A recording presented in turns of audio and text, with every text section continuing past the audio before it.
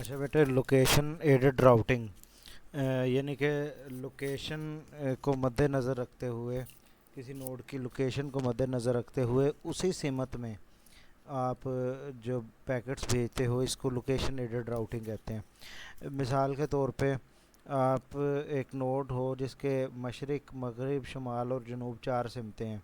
आप जिस नोड को डाटा भेजना चाहते हो वो है मशरिक़ में, तो आप जो राउट रिक्वेस्ट है वो मशरिक़ की तरफ ही फारवर्ड करोगे, बाकी 3 सिमतों को रहने दोगे। इसमें आप देखेंगे कितनी ज़्यादा बचत हो जाएगी। राउट रिक्वेस्ट गैर ज़रूरी तौर पे गैर ज़रूरी नोड्स के पास जाएगी। ठीक है, ये सिर्फ उस सिमत में जाएगी जहाँ पे आपकी नोड एक्सपेक्टेड है। तो इसमें जो लोकेशन इंफॉर्मेशन को एक्सप्लॉइट करके इसको limit to limit scope of route request flood, ठीक है, तो उसको लिमिटेड कर दिया जाता है। तो लोकेशन इंफॉर्मेशन में भी अपडेट यूजिंग जीपीएस के थ्रू लोकेशन इंफॉर्मेशन कलेक्ट की जा सकती है। एक्सपेक्टेड जोन यानी कि जिस जोन में मुतवक्के हो कि जो करंट लोकेशन है डेस्टिनेशन की, ठीक है, वो होता है। रिक्वेस्ट जोन ऐसा जोन होता है जो expected zone and location of the sender zone contain करता होता है। आपको इस एग्ज़ाम्पल के थ्रू समझ आ जाएगा। अच्छा, फ़र्ज़ करें एक्स है कि last known location of node D at time zero, ठीक है। वाई क्या है? Location of node D at current time T one, ठीक है, अननोन टू नोड एस। अच्छा, आर हमारे पास क्या है? T one minus T zero multiplied by estimated of D speed. ये हम एक्सपेक्टेड जोन कैलकुलेट कर रहे हैं कि इस जोन में हम एक्सपेक्ट कर सकते हैं कि वो नोड होगी।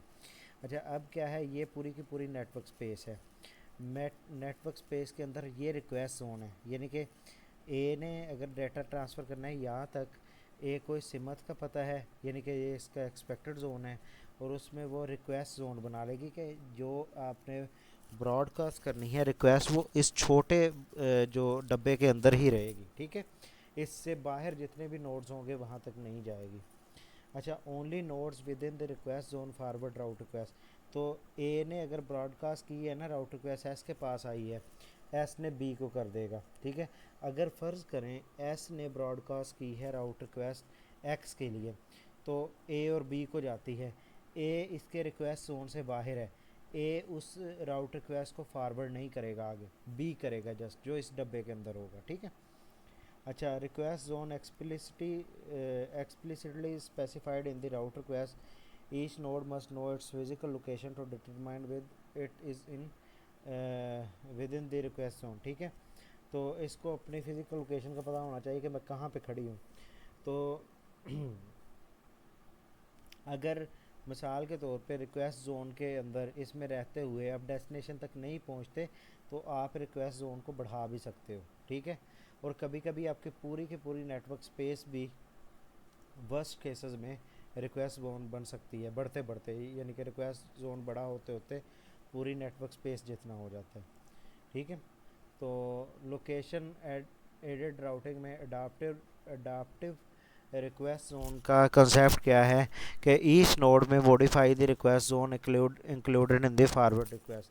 फ़र्ज़ करें कि कोई नोड है, अगर एक एक्सपेक्टेड जोन आपका यहाँ पे है, ठीक है, इस नोड के पास गई, इस नोड को पता है कि एक्सपेक्टेड जोन जो एस का है वो यहाँ पे मौजूद है, वो ऑटोमेटिकली जो रिक्वेस्ट जोन है उसको शॉर्ट कर देगी। ठीक है, अडोप्टिवली शॉर्ट कर देगी, तो हमें ये गैर ज़रूरी स्पेस भी यूज़ नहीं करनी पड़ेगी कि यहाँ से भी रिक्वेस्ट फॉरवर्ड की जाए। ठीक है, इम्प्लिसिट रिक्वेस्ट जोन क्या होते हैं? इन प्रीवियस स्कीम में route request explicitly specified request zone. Alternative approach क्या है? A node X forwards a route request received from Y if node X is doomed to be closer to the expected zone.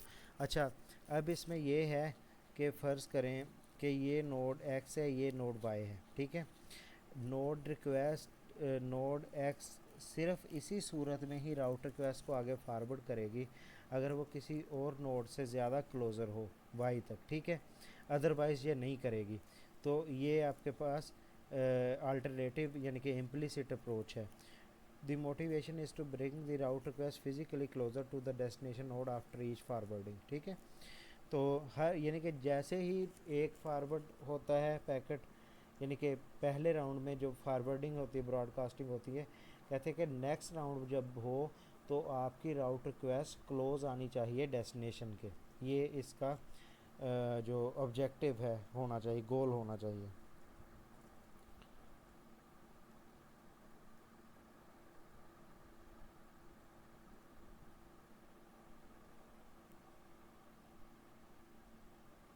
यानी कि देखें कि location जो information एक बार contain हो जाती है वो नेक्स्ट राउट डिस्कवरी के लिए भी यूज़ होती है। Each route discovery yields more updated information, यानी कि हर route request discovery results result आता है इसमें ज़्यादा अपडेटेड इन्फॉर्मेशन का, जो नेक्स्ट डिस्कवरी के लिए यूज़ होता है, जो डेस्टिनेशन के क्लोज लेके जाता होता है।